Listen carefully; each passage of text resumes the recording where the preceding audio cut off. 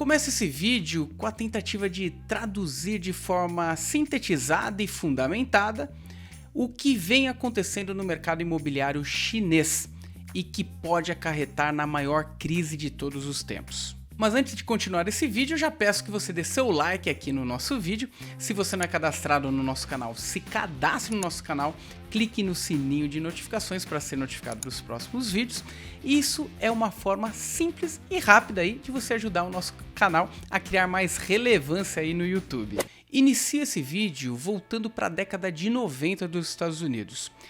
Para você ter uma ideia, as coisas iam tão bem por lá que uma postagem do The New York Times saudosista que aconteceu em 2015 tratava essa época como uma época de paz, prosperidade e ordem para os Estados Unidos. O PIB dos Estados Unidos praticamente dobrou de tamanho, saindo de 5,9 trilhões de dólares na década de 90 e indo para 10,3 trilhões de dólares nos anos 2000. Entre os anos de 1992 e anos 2000, Estados Unidos tiveram um importante passo econômico. Eles tiveram um crescimento de maior duração. Não foi o de maior intensidade, mas foi o de maior duração.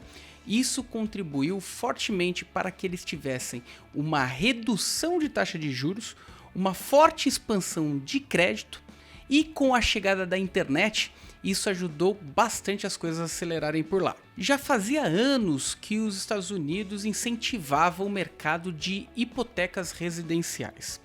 E com a expansão do crédito e o aumento de liquidez do mercado, os bancos encontraram um nicho, uma oportunidade muito interessante nesse mercado, que era se transformar em securitizadoras. Sendo uma securitizadora, o banco ele conseguiria transformar aquela dívida de uma pessoa física em um título e esse título ser negociado ao mercado. A demanda por esse tipo de ativo ela só aumentava por conta da expectativa dos bons retornos que eles tinham, até porque eles tinham uma boa classificação de rating AAA, considerado até praticamente soberano. E em 2002 o mercado decidiu assumir ainda mais riscos, considerando na sua estrutura os chamados subprimes, que eram empréstimos dados, concedidos para maus pagadores. Chama a lista, desce a lista do Serasa aí, vamos emprestar para todo mundo. Em um artigo de 2007 do Credit Suisse, fica claro a evolução dos níveis de subprime, que saíram de um endividamento de cerca de 213 bilhões de dólares em 2002 para 640 milhões em 2006. Mesmo com esses maus pagadores aumentando significativamente no mercado de crédito imobiliário, agências de primeira linha como a Moody's ainda classificavam o título ativo como AAA, muito por conta da garantia que oferecia. Ou seja, se alguém deixasse de pagar algum ativo, algum crédito que tenha tomado com a garantia da hipoteca, o banco poderia tomar essa casa de volta.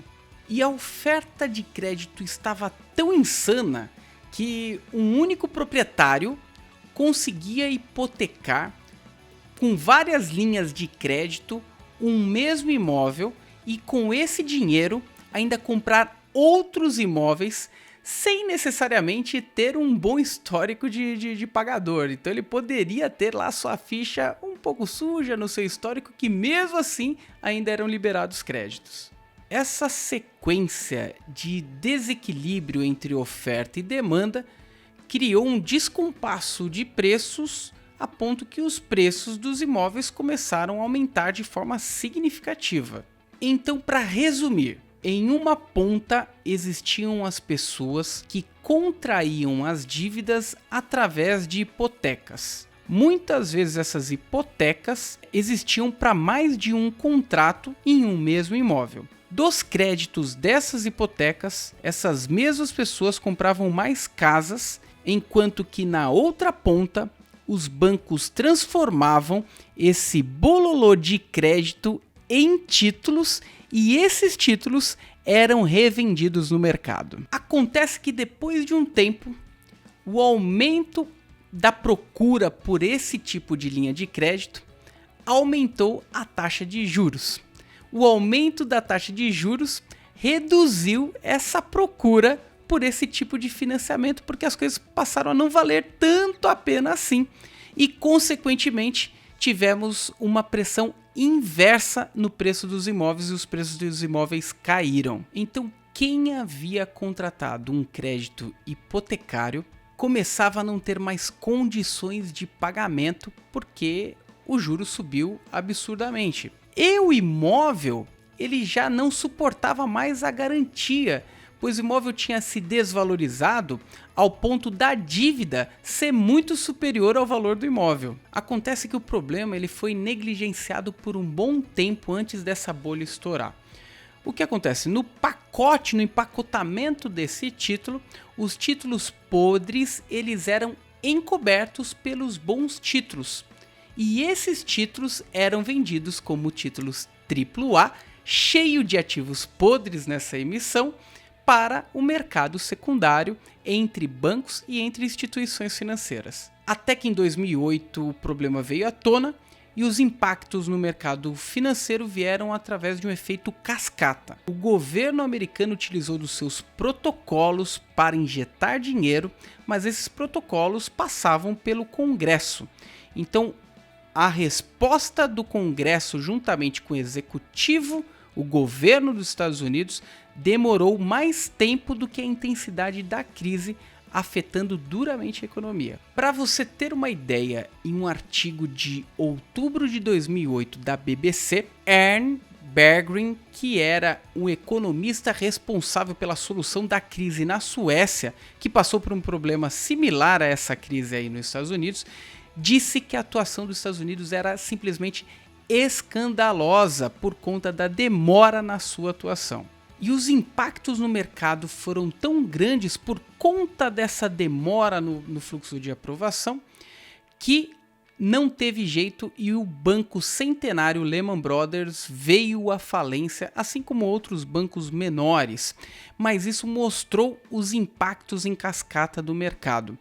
E depois disso, o governo ele acabou acelerando as suas práticas de injeção de liquidez e depois começou a socorrer algumas instituições, como o próprio Citibank, que foi socorrido e com isso apaziguou um pouco aquele problema sistêmico do mercado. Essa crise fez com que os Estados Unidos entrassem em recessão e só recuperassem lá em junho de 2009. Para você ter uma ideia, o S&P 500, que é o medidor, como se fosse o Ibovespa deles, ele caiu de forma tão intensiva que levou praticamente 4 anos para recuperar. Aqui no Brasil nós também fomos afetados por essa crise, só que a recuperação do nosso Ibovespa foi um pouco mais rápida, um pouco mais de um ano a gente já tinha recuperado os patamares anteriores a essa crise. O desenrolar dessa história você já deve ter ouvido falar, se não conhecer de forma mais detalhada, mas indico aqui um filme chamado A Grande Aposta, que retrata com uma boa riqueza de detalhes aí como foram os impactos da crise de 2008. Agora vamos conectar essa crise de 2008 com o mercado imobiliário atual chinês. Assim como os Estados Unidos tiveram uma expansão acelerada do mercado imobiliário, a China não deixou por menos. Para termos uma ideia dessa magnitude, o PIB da China saltou de 191 bilhões de dólares para nada mais nada menos do que 14,6 trilhões de dólares em 2020. E boa parte desse crescimento foi fomentado pela indústria do mercado imobiliário, pelo fomento das construtoras. O processo de urbanização da China sofreu um grande impacto. Vamos a alguns dados importantes aqui. 1970, 90% da população chinesa era rural. Em 2006, esse número passou a ser de 57% ainda rural. E nos dias atuais, de aproximadamente 40% a população que ainda vive no campo. Isso significa que nos últimos 15 anos, cerca de 250 milhões de pessoas saíram da zona rural e entraram na zona urbana. É como se pegássemos o Brasil somado à Argentina e toda essa população fizesse um grande êxodo rural. Imagina o impacto que não aconteceria. Esse processo de migração ele foi feito através de uma expansão muito forte de crédito. E esses descompassos entre oferta e demanda acabaram trazendo certos desajustes ali no mercado chinês. Para termos uma ideia, em uma divulgação do Instituto Brasileiro de Economia da FGV em maio de 2021, o endividamento das famílias em 2014 representavam cerca de 25% da dívida PIB. Passados para 2020, esses endividamentos da família representavam nada menos do que 50% dessa dívida PIB. E por mais que as construtoras tivessem acelerado de forma significativa o incremento da oferta para o mercado, esse aumento de demanda ele foi suficiente para ter um aumento significativo nos preços dos imóveis lá na China. Sabendo o que estava acontecendo, o governo chinês começou a atuar de forma mais intensa no mercado, procurando antecipar os movimentos. Desde meados de 2020, o governo chinês já começava a fazer essa intervenção, com o objetivo de reduzir esses preços dos imóveis e fazer um ajuste mais suave para equilibrar os preços. Uma curiosidade aqui: diante dessa situação exagerada, existiram também os casos bizarros, como a demolição de um complexo de 15 arranha-céus na cidade de Kunming, no sudoeste da China, devido à falha de cálculo do projeto pela construtora, que ficou sem dinheiro para continuar a obra. Para conter a demanda das incorporadoras pelos leilões de terra, o governo ele atuou de forma a reduzir as possibilidades de endividamento dessas empresas. Então propôs novas regras que limitaram essas empresas, e isso afetou diretamente a contratação de novos empréstimos, afetando seriamente a exposição e o crescimento dessas empresas. Uma das preocupações do governo chinês era criar um ambiente mais equilibrado. Para isso, foram criadas as regras das 3 linhas vermelhas, que significavam impacto diretamente nessas empresas em seu nível de solvência, em seu nível de capacidade de pagamento, principalmente no curto prazo, e por fim, alavancagem. E o governo deu um prazo de até 3 anos para que essas empresas se ajustassem. E isso aconteceu em 2020. Essas empresas elas tiveram que reduzir as suas exposições baseada na nova regra ali do governo. E para isso tiveram que se ajustar, se readequar. Na maior parte, você acaba vendendo os ativos mais líquidos para gerar caixa, e foi justamente isso que a grande maioria dessas empresas do setor imobiliário fizeram no setor de incorporação. Além disso, os estoques, os imóveis em estoques também passaram a ser vendidos a um preço inferior ao que o mercado estava precificando, com a finalidade de antecipar algum resultado, algum faturamento dessa empresa. Mas a combinação desses indicadores fizeram com que algumas empresas tivessem uma margem muito ruim. Se a situação já estava complicada, ficou ainda pior. Além do governo intervir na oferta através das travas e das regras feitas para as incorporadoras, o governo também mexeu os seus pauzinhos ali para limitar a demanda.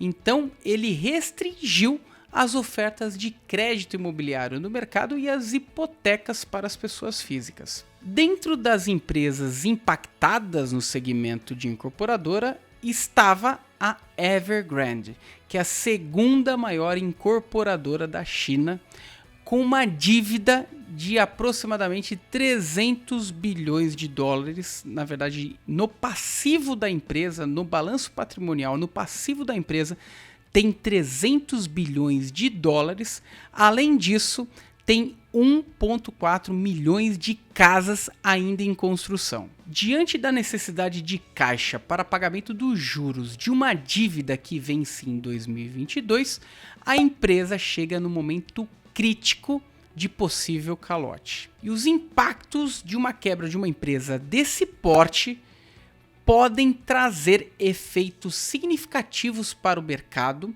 e esse efeito em cadeia contaminar todo o sistema bancário.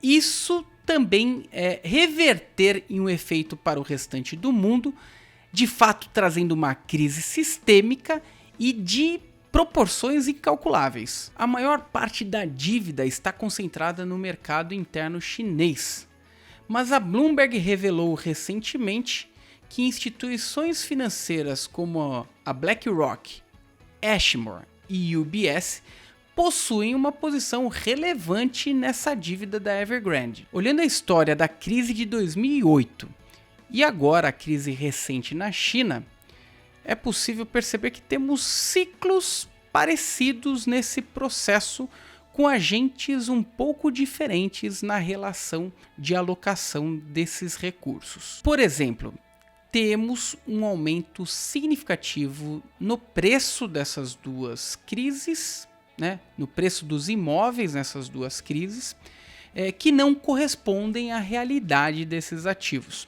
Na sequência, nós temos um incremento significativo de expansão de crédito de forma acelerada e que em um dado momento acabou sendo retirado de forma abrupta esses estímulos. E na sequência, a questão da liquidez, uma alta liquidez desse mercado e uma retirada dessa liquidez impactando de forma significativa, fazendo com que haja uma ruptura nesse sistema que funcionava até então muito bem. E toda essa configuração traz a percepção de que tem algo muito errado naquela economia. Isso faz com que as coisas sejam investigadas de forma mais profunda e casos como esse venham à tona. Agora só nos resta saber como será a atuação do governo chinês, que tem a seu favor a velocidade no poder de decisão, coisa que os Estados Unidos não tinha lá em 2008 e levou muito tempo para endereçar, passando por todo o seu fluxo de um sistema democrático e que tem lá suas burocracias para aprovação de injeção de liquidez no mercado. Bom, basicamente o governo tem 3 saídas para esse caso e estamos praticamente na mão de uma única pessoa para essa tomada de decisão.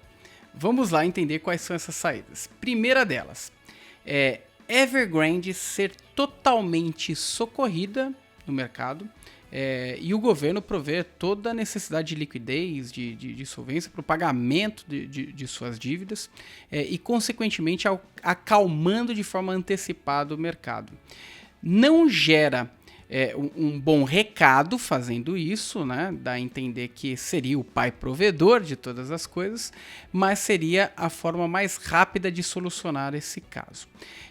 Quem tem afirmado que essa é uma tendência é o Morgan Stanley, e o Citigroup tem acreditado que essa será uma tendência do governo. Segunda opção é deixar que a Evergrande quebre, mas de forma mais controlada, e o governo atuando para intervir com os fornecedores, credores, com os clientes, consequentemente trazendo um equilíbrio melhor no mercado e sim impactando somente o segmento, fazendo com que não haja esse risco sistêmico. Tá? A S&P Global Ratings acredita que esse é o caminho mais provável que Pequim tome. Inclusive ela diz que Pequim afirma, que Pequim ele não deve intervir para salvar a Evergrande. E terceira opção, deixar que o mercado pegue fogo mesmo. Aí, só quando houver uma crise realmente impactante, sistêmica, de alguma forma tentar intervir. Mas essa é a opção que nós teríamos o impacto mais sensível. Aí sim nós teríamos uma crise de proporções gigantescas, mas esse é o contexto menos provável. Fato é que o governo chinês possui todo o histórico de gerenciamento da crise de 2008, com os erros e os acertos dos Estados Unidos, e tem total capacidade de atuar em conformidade com um protocolo que gere uma maior segurança para o mercado e menores impactos. Apesar do mercado hoje estar precificando como não tendo um problema sistêmico, ou seja, aquela quebradeira, aquele efeito dominó, é importante a gente considerar os efeitos que algo dessa magnitude podem trazer para o mercado, mesmo que essas possibilidades sejam as mínimas possíveis. Temos que acompanhar os desdobramentos aí desse problema. E você? Me diz aí, está se sentindo confortável ou desconfortável com o seu portfólio nesse momento aí de crise na China? Coloque aqui nos comentários que eu vou fazer questão de responder para você. Espero que tenha gostado do vídeo. Um grande abraço e até a próxima.